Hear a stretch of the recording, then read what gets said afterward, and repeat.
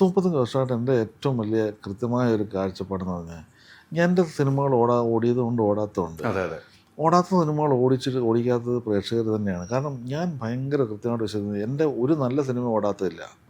അപ്പോൾ പ്രേക്ഷകരിൽ വിശ്വസിക്കേണ്ട ഒരു ആവശ്യമുണ്ട്.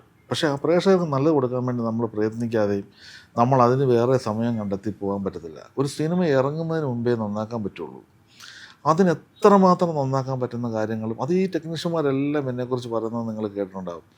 അതിന് വേണ്ടുന്ന മുഴുവൻ കാര്യങ്ങളും ഞാൻ കൂടെ നിൽക്കും.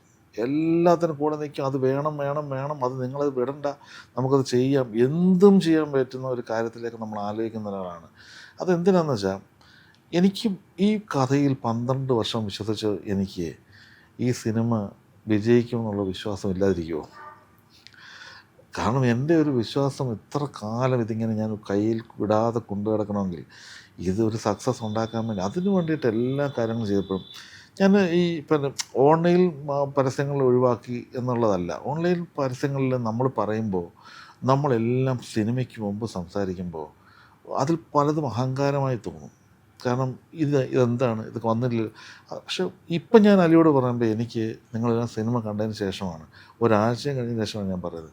അപ്പോൾ എനിക്ക് സന്തോഷത്തോട് പറയാം, അല്ലെ സമാധാനത്തോട് പറയാം. മറ്റേത് ഞാൻ എൻ്റെ അവകാശവാദമാണ്.